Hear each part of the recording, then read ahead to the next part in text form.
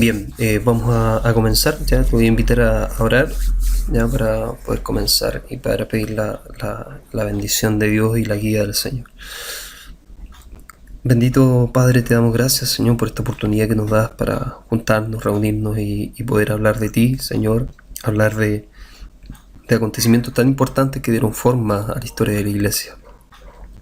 Yo te pido que, aunque estamos estudiando historia propiamente tal, tú nos hables igualmente a nuestro corazón y que nuestro entendimiento sea abierto, Dios mío, a lo que tú nos quieras enseñar. Gracias, Señor, que tu Espíritu siempre esté delante de nosotros. En el nombre de Jesús. Amén. Bien, vamos a hablar como en esta clase de la importancia principalmente de la figura de Constantino. Ciertamente la figura de Constantino es una figura muy controvertida o controversial, ¿cierto? Presenta dentro de la gama de historiadores que han estudiado, valga la redundancia, su figura, presentan como varias visiones respecto a la relación propiamente tal que tenía Constantino con el cristianismo, ¿ya? Y mientras algunos, o las visiones como más antiguas, ¿verdad? Entre ellas las que vamos a ver un ratito más, ¿ya? Tenemos dos que son principales que nosotros manejamos para poder explicar un poco la relación que tenía Constantino con la iglesia, ¿ya? O Constantino con el cristianismo propiamente tal. Nosotros vemos que Burckhardt, uno de los historiadores importantes del siglo XIX, ¿cierto? Él tenía una visión totalmente contraria a una visión que tiene posteriormente Ferdinand Lott, ¿cierto? Que es posterior a Burckhardt y como que desarticula un poco la teoría de Burckhardt, ¿ya? Así que vamos a estar viendo ese tema y para empezar, ¿cierto? Quiero plantear esta pregunta, que es una pregunta problema, digamos así. ¿La conversión de Constantino es sincera o responde a intereses políticos? Nosotros podemos ver que aquí emergen una serie de opiniones al respecto. Mientras algunos, como les decía, las opiniones más antiguas, ¿cierto? Y algunas no tan antiguas también, como Joseph Lorz, ya que también plantea esa opinión, que Constantino solamente se convirtió o simpatizaba con el cristianismo solo por conveniencia, ¿ya? Y por estrategias políticas o intereses políticos. Mientras otros historiadores opinan todo lo contrario, opinan de que efectivamente, y en vista de todas las circunstancias que existen y que rodean la figura histórica de Constantino, no corresponde hablar de él como una persona que solamente simpatizó con el cristianismo por intereses políticos, ¿ya? Entonces aquí tenemos dos visiones de historiadores que son totalmente contrapuestas, ¿ya? Bien, antes de ingresar a la figura de Constantino propiamente tal, voy a dar una reseña histórica a modo de contexto, ¿cierto? Del tiempo y de los siglos que nosotros estamos viendo. Nosotros vemos que dentro de este contexto nosotros tenemos dos emperadores importantes del tiempo: Diocleciano, que hablábamos la semana pasada. Diocleciano, el máximo perseguidor de la iglesia, ¿cierto? Fue un cruel perseguidor de la iglesia. Y posteriormente tenemos a Constantino el Grande, que va a ser una de las figuras que va a marcar tanto el siglo III como el siglo IV, no solamente en lo religioso, sino que en lo político también. En lo religioso tiene mucha importancia y bueno, nosotros lo vamos a analizar desde la perspectiva religiosa, histórico-religiosa principalmente. Entonces, primero vamos a ver cómo Constantino en definitiva llega al poder, ¿ya? Aquí hay una maraña de acontecimilos y de procesos bastante complejos que no son de nuestro interés, 100% de nuestro interés, digamos, para los efectos de este curso. Sin embargo, es necesario entender cómo Constantino llega al poder, ¿cierto? En este tiempo la situación política contextual no era de una paz como se vivió en el periodo de Augusto, ¿cierto?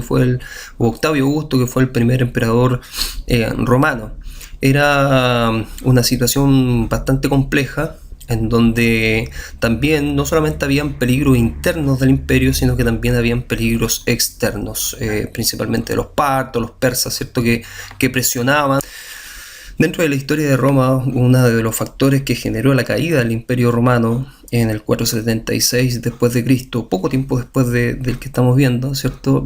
Va a ser efectivamente las invasiones de los pueblos bárbaros que presionan el limes romano y que intentan ingresar al Imperio Romano, y de hecho ingresan al Imperio Romano, y ahí esa es una de las causas de la caída del Imperio Romano. Bueno, en esta época también habían pueblos como los partos, los persas, que presionaban en el extremo oriental. También existían los godos, ¿cierto? que presionaban las fronteras para ingresar al imperio, ¿ya? Y bueno, toda esta situación era una situación compleja, por lo tanto se necesitaban también, no daba abasto un emperador para todo el imperio, sino que el poder se debía disgregar un poco más, o repartir un poco más.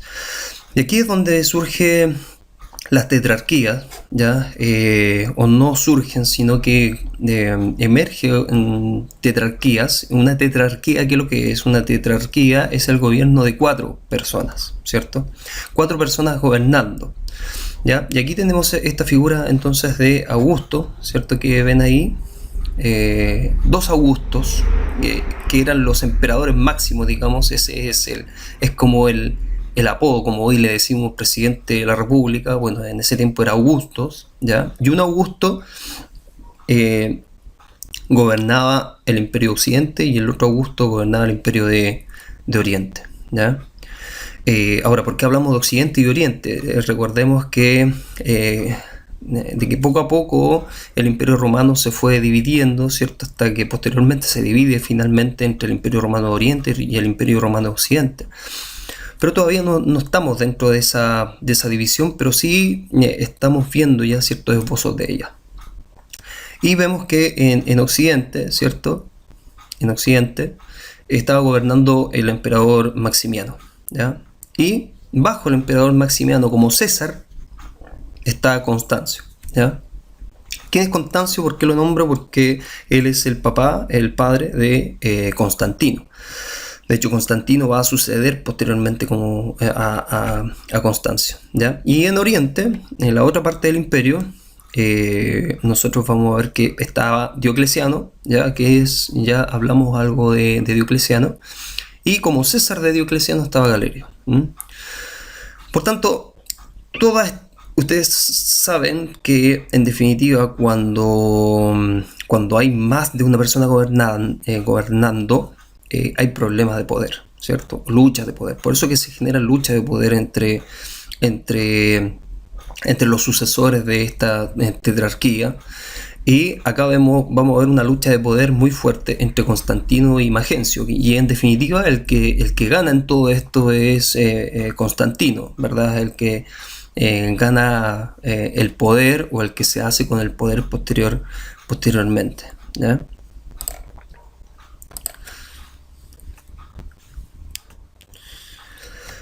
Ahora, una vez que Constantino llega al poder, ¿verdad? Y llega al poder de una manera muy particular, y de una manera muy sui generis para la época. Y de una manera también que nos preocupa particularmente a la historia del cristianismo, porque nosotros vemos que Constantino, ¿cierto?, al enfrentarse a Magencio en definitiva tenía unos 100.000 hombres, ¿ya? Era superior militarmente a Constantino, y Constantino quizás lo sabía. Por tanto, Constantino aquí comienza un paulatino acercamiento a las ideologías cristianas. La historia nos dice que la mamá de Constantino era cristiana, por tanto él tenía algo de conocimiento de ello, tenía algo de conocimiento de Dios. Quizás había escuchado también esta historia en donde como Jehová Dios había apoyado al pueblo de Israel, ¿cierto? Y lo había sacado con mano fuerte de la tierra de Egipto. Quizás había escuchado esas historias. Por tanto, él conocía que este Dios era un Dios poderoso, un Dios real. Y cuando él se enfrenta, ¿verdad?, a Magencio, se va a enfrentar a Magencio, él sabía que Magencio era superior, sin embargo, él tiene una visión previo a esta victoria frente a Magencio, a esta guerra contra Magencio. Tiene una visión, después vamos a profundizar un poco más con... Y él vio un símbolo, ¿cierto? Y ese símbolo es, en definitiva, que lo vio como una visión y lo interpretó, ¿verdad?, como un símbolo asociado al cristianismo o a Cristo propiamente tal. Y en este sueño o en esta visión que él tuvo, escuchó una voz que le decía: con este signo tú vencerás. Entonces aquí se genera este tema de la llegada, ¿cierto?, en definitiva, de Constantino al poder, frente a la derrota de Magencio que él le dio en su momento, ¿ya? Constantino comienza también a establecer una política diplomática bastante inteligente en ese tiempo. Ya Constantino, cuando llegaba al pueblo, ¿cierto?, él otorgaba a sus subordinados, otorgaba bastante seguridad. Y al otorgar bastante seguridad, obviamente la gente se sentía mucho más segura bajo el gobierno de Constantino. Así que él poco a poco fue ganando apoyo popular dentro de todos los pueblos que pertenecían también al Imperio Romano. Ahí en pantalla tienen el símbolo, ¿cierto?, en el cual Constantino, ¿cierto?, soñó o vio en un momento, ¿ya? Si se fijan, es como es una cicla, ¿cierto? La cicla en griego de Cristo, en definitiva, ¿ya? Y Constantino afirmaba haber visto en el cielo una cruz luminosa con el lema Hoc signo vinces, por esta señal conquistarás. Por tanto, él se llenó en un momento de esta creencia, se creyó, como decimos nosotros acá, el cuento, y fue a la guerra y venció finalmente a Magencio, que era una guerra que prácticamente Magencio la tenía ganada. Sin embargo, Constantino supo de que en definitiva tuvo un apoyo de Dios, supuestamente, ¿ya? Ahora, esta visión nosotros no la podemos afirmar históricamente, digamos, queda dentro de las historias que se cuentan y también dentro de lo que cuentan los historiadores de la época, ¿cierto? Entre ellos Eusebio, ¿cierto?, que habla bastante de Constantino. Respecto a esto, Pattiful, otro historiador que estudia bastante este tema, sostiene que el signo era ambivalente, ya no era un signo propiamente cristiano. De hecho, él le asigna a este signo como una declaración de fe, no solamente para el cristianismo, sino que también para el mitraísmo. Ya ve que este símbolo está un poquito mezclado en ese sentido, ¿ya? Pero eso puede ser un poco discutible, ¿verdad? Ahora, ¿qué pasa con la conversión de Constantino? Vamos a acercarnos a la respuesta de que si efectivamente Constantino fue una persona que realmente se convirtió de corazón o solamente simpatizaba por intereses políticos o religiosos, o más que religiosos, políticos que plantean algo. Vamos a ver dos historiadores, como dije al inicio, con visiones totalmente contrapuestas. Estos historiadores no son cristianos, no son protestantes, sino que son seculares, ¿ya? De hecho, cuando uno estudia historia, o a los que estudian historia, les va a sonar bastante este nombre, ¿ya? O estos autores. Ferdinand Lott, por un lado, también opina respecto a esta batalla, ¿cierto?, que tiene Constantino con Magencio. Dice: en Roma, Magencio, que tenía un ejército más numeroso, había pedido el socorro de todos los poderes del mundo pagano, y sus prácticas mágicas trastornaban las imaginaciones. Quedaba para Constantino tentar su suerte haciendo un llamado al nuevo Dios, el Dios de los cristianos. Por tanto, Ferdinand Lott lo que dice y concluye en esta frase, dice: la conversión de Constantino es el acto de un supersticioso en realidad, ¿ya?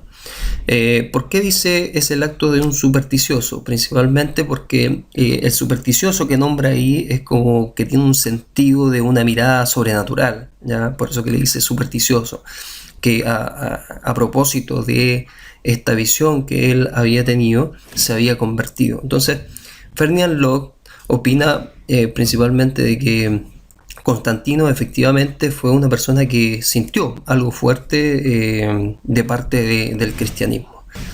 Por otra parte, tenemos otra opinión que es contrapuesta a lo que nos plantea Ferdinand Locke, ¿ya? Esta opinión es de Jacob Burckhardt. Jacob Burckhardt fue un historiador muy importante también del siglo XIX, y él dice, según la cual Constantino sería en definitiva un político irreligioso y amoral, para quien el reconocimiento del cristianismo constituía un acto de frío cálculo, con el que utilizaba la nueva fe como fermento espiritual para la renovación del imperio. Básicamente, Burckhardt plantea que Constantino, por intereses propios, intereses personales, intereses políticos, él se convierte al cristianismo, ¿ya? Ciertamente esta visión tiene algunos problemas a la luz de las fuentes de aquella época, ¿ya? Y esos problemas los vamos a ver ahora. Ahora, ¿por qué esta tesis es la menos aceptada hoy en día?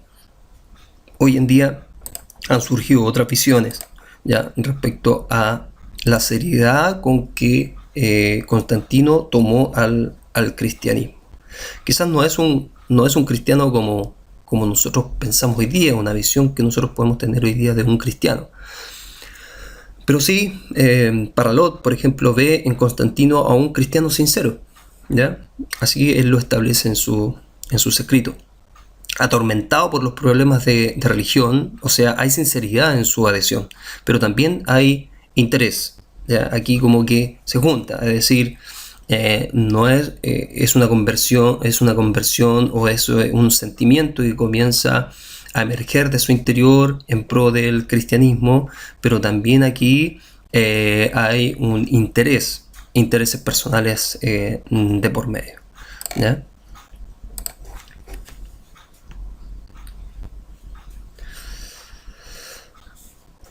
Acá tenemos una opinión ya un poco más actual, ¿cierto? De Meyer Franz George. Y se lo voy a leer. Aquí dice, Constantino poseía una especie de predisposición religiosa y buscó con denuedo la seguridad de la fe. ¿Ya? Acá entonces nos está diciendo de que efectivamente Constantino hubo sinceridad en el sentimiento que él tenía para con la iglesia, ¿ya? Fue adepto en sus inicios del sol invicto, luego al monoteísmo ligado al culto de Apolo. En el 312, ante las puertas de Roma, ordenó luchar a sus soldados con el anagrama de Cristo puesto en sus estandartes, ¿ya? Gobernó como un decidido cristiano, según estos autores.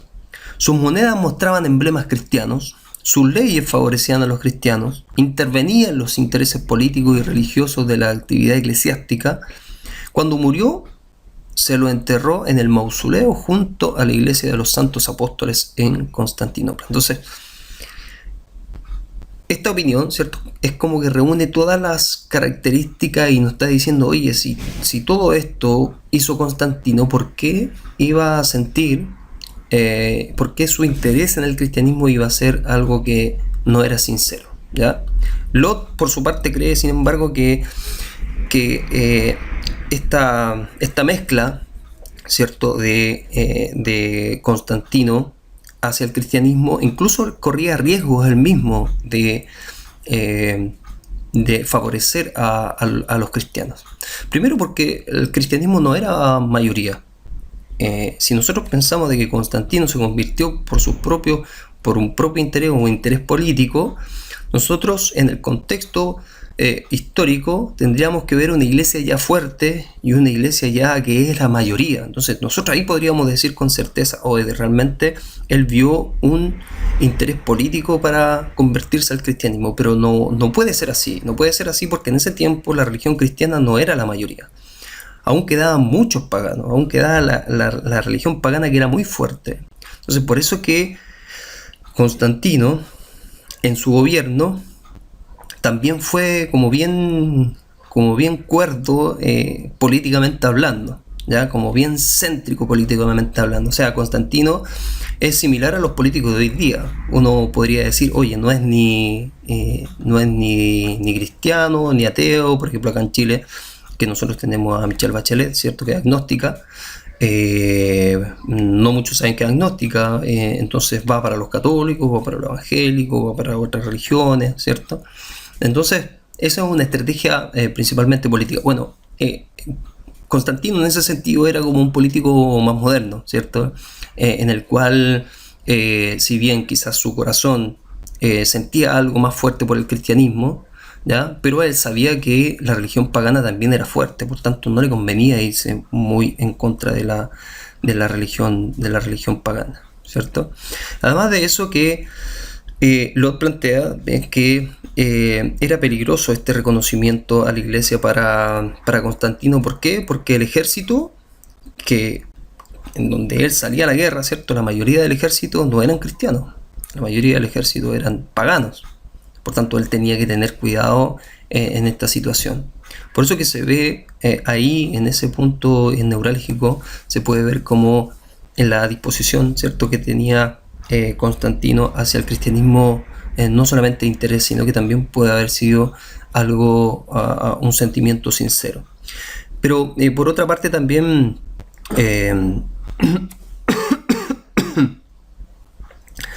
por otra parte también podemos pensar y cuestionarnos esta visión desde una perspectiva ética, ¿cierto? Este tipo, podemos por otra parte decir, oye, este tipo era violento, Constantino, ¿cómo iba a profesar la religión cristiana? ¿Cómo iba a ser convertido si era un tipo violento, quiso matar a su hijo mayor, ¿cierto? A causa de la intriga política montada por su esposa, etcétera. Podemos cuestionar todas esas cosas. Entonces los historiadores también en estos momentos o durante la historia de la historiografía se ha cuestionado este tema de la sinceridad de la conversión de Constantino. Para Joseph Lorz, que nosotros lo hemos leído acá en este curso, ¿cierto? Destaca que su comportamiento y su lenguaje fueron a veces de doble sentido. El comportamiento de Constantino, y ciertamente fue así. Su lenguaje, muchas veces uno no podía saber en su discurso si era cristiano o era pagano, profesaba la religión pagana todavía. A veces en sus dichos uno podía pensar tranquilamente que era un pagano, no pasaba como cristiano, ¿no? Ahora, podemos plantearnos esta pregunta que la responde, ¿cierto? González, ¿ya? Que la responde González. ¿Cuál es entonces la importancia de Constantino en relación a la iglesia cristiana? En vista de esto, ya dejando un poquito atrás este tema de la conversión de Constantino, no si fue real o no, si fue sincero o no, por intereses políticos o no, dejando un poco de lado eso, hay dos visiones totalmente contrapuestas a ello, y estas visiones, cierto que pueden tener fundamento. Por mi parte, yo me quedo con la visión en donde Constantino, si bien era inteligentemente político, era un político moderno, era un político en el cual tenía que cuidar también su imperio, y eso le imposibilitaba muchas veces de irse o de decidir en pro de la iglesia cristiana, que en definitiva después, en la medida que fue pasando el tiempo, abiertamente él vio este crecimiento de la iglesia cristiana, y a través de diferentes políticas o de diferentes normativas fue beneficiando a la iglesia cristiana también. ¿Qué nos dice González a propósito de esta pregunta? Él dice, es sin duda ¿cuál es entonces la importancia de Constantino en la relación en relación a la iglesia cristiana? Entonces él dice, sin duda la institucionalización de la misma. Esto es una serie de medidas concretas, pasando de una medida reactiva, fin de la persecución, a una activa, ¿cierto? Propiciación e integración del statu quo. Entonces, ¿cuál es la importancia que le asigna González? Principalmente la importancia es que la incorpora en el aparato del imperio. ya que Constantino, ¿qué es lo que hace a la iglesia? Le otorga financiamiento para construir templos, por ejemplo, ¿ya? Financia al clero también, lo exime de algunas responsabilidades, ¿cierto? Como el pago de impuestos, el servicio militar. Entonces, a propósito de eso, obviamente, Constantino, desde este punto de vista político, va paulatinamente beneficiando bastante a la iglesia cristiana. Entonces, ¿cuál es la importancia de Constantino en relación a la iglesia cristiana? Es principalmente que Constantino, ¿cierto?, en la medida que él va avanzando en su gobierno, poco a poco va reconociendo derechos de la iglesia cristiana. Si bien después vamos a hablar del edicto de Milán, el 313, es un edicto no asociado solo porque a veces se piensa, oye, es un edicto que decreta la religión cristiana oficial del imperio, y no es así. El edicto de Milán fue más una especie de ley de libertad de culto que sucedió. Entonces, Constantino no solamente benefició a la iglesia cristiana, sino que también benefició a todos los cultos paganos. Pero el que más fue ciertamente beneficiado fue la iglesia cristiana, eso sin duda, ¿ya? Siguiendo con las opiniones de Justo González, ¿cierto? Cuando Constantino comenzó a proclamar leyes en pro del cristianismo y a construir iglesias, lo que buscaba no era tanto el favor de los cristianos como el favor de su Dios. Esto me pareció genial de González, ya, porque aquí nos aclara el panorama, es decir, él plantea que Constantino, en definitiva, más que creer en los cristianos, más que creer en la iglesia cristiana, creía en el Dios de los cristianos, ¿ya? ¿A qué se refiere con esto? De que él sabía, como les decía al inicio, de que él tenía quizás conocimiento del Antiguo Testamento y de este Dios poderoso, ¿cierto? Que quizás se sentía como un rey David, se sentía como estos reyes, ¿verdad? Que eran apoyados por el Señor, ¿cierto? En todas estas batallas. Entonces él se sentía muy identificado a favor de su Dios. De hecho, cuando nosotros afirmamos eso, ¿ya? Constantino ciertamente no podía como diferenciar entre el culto que él muchas veces practicó, que fue el culto al sol invicto, con Dios, ¿ya? Como que en cierta forma se tendía a mezclar un poco ese culto, y ahí un poco se genera un cierto sincretismo de sus creencias, ¿ya? Ahora, veamos el edicto de Milán, ¿ya? No sé si hasta ahí tienen alguna duda, la pueden hacer al costado, ¿ya? El edicto de Milán 313. Nosotros sabemos que antes del edicto de Milán, como hablábamos la semana pasada, hubo otro edicto, ¿verdad? Galeno, el cual fue como el primer intento de darle libertad a los cristianos, ¿ya? Por su parte, John Fletcher, otro historiador, afirma que en definitiva la política que siguió Constantino puso a la iglesia en peligro, ¿ya? Vio que la mezcló con el Estado. Él dice que todo este proceso que fue pasando en la iglesia cristiana, ve que poco a poco la iglesia fue tomando poder económico, fue tomando poder político, y Fletcher ve en esto algo negativo, ¿ya? Y ciertamente hoy día podemos ver lo que efectivamente fue negativo para la iglesia. La iglesia, ser reconocida por el Estado, le hizo mal. Eso es, sin duda es así. Porque ya ser cristiano, ¿cierto?, no era tan sincero como ser cristiano cuando peligrabas de que te iban a matar, en definitiva, ¿ya? Ahora ser cristiano, cualquiera podía ser cristiano porque ya había un edicto que te protegía, podías hacer tus cultos, ¿cierto?, libremente. Entonces los cristianos no se detectaban muy bien. Entonces Fletcher propone, ¿cierto?, y afirma que esto, en definitiva, que Constantino, de todos los beneficios que le dio a la iglesia, en vez de beneficiarla, los perjudicó. ¿En qué sentido? En que la iglesia se comenzó a infiltrar. La iglesia se comenzó a mezclar. Se comenzó a mezclar con el Estado. Comienza, ¿cierto? Aquí nosotros vemos el caldo de cultivo en el cual se comienza a gestar poder político, o el ansia de poder político por parte de los cristianos, ¿ya? Pero estamos hablando de un poder político, ¿cierto?, de ser más que el emperador.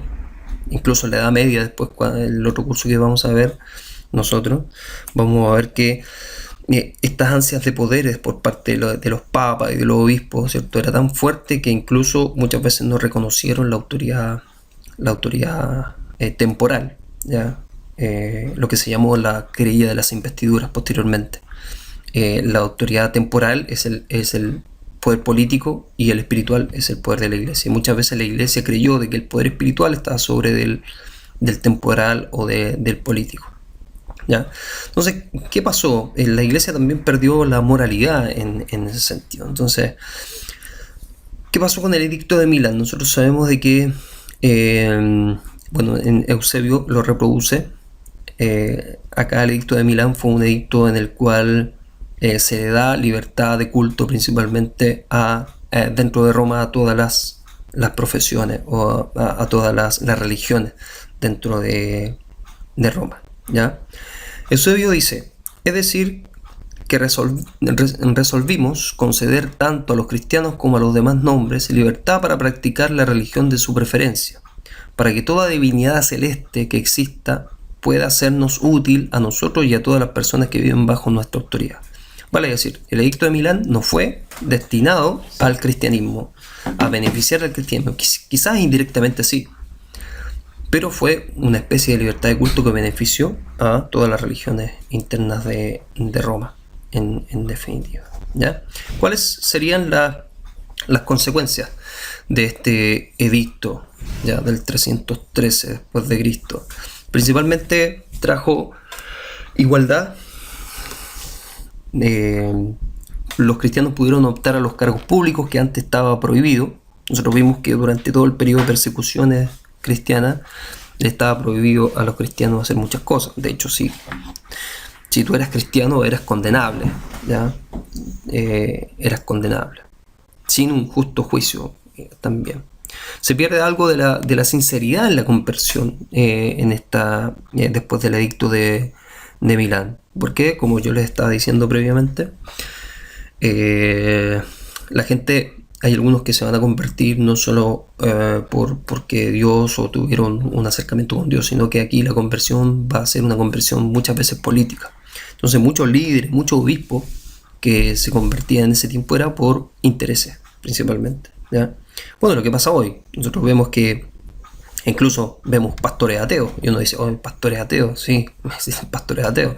Ven en esto un lucro, ven en esto una profesión, quizás nunca estudiaron nada, no tuvieron una oportunidad de poder tener un sustento económico, y ven en esto como un negocio. Y nosotros vemos por eso que el evangelio hoy día está tan tergiversado, no solamente aquí en Latinoamérica, sino que en gran parte del mundo, ¿ya? Vemos intereses económicos también, ya, que se junta con el interés político en esa época, al igual que hoy en día hay muchos intereses económicos respecto a ello. ¿Cuál es el verdadero llamado? ¿Cuántos son los verdaderos llamados a pastorear? Ya es discutible hoy en día. Ahora bien, también como consecuencia de esto, vemos que cesaron finalmente las persecuciones, ¿ya? La iglesia teológicamente va a establecer una teología oficial, ¿ya?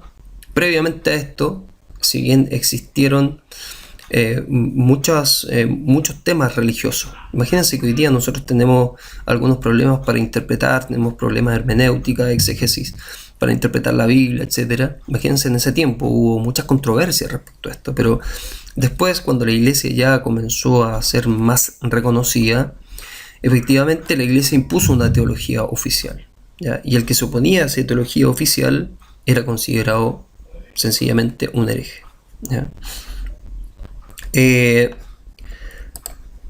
Otro de las consecuencias fue que el culto cristiano comenzó a sentir el influjo del protocolo imperial. Es decir, la iglesia se comenzó a mezclar con tradiciones propiamente imperiales.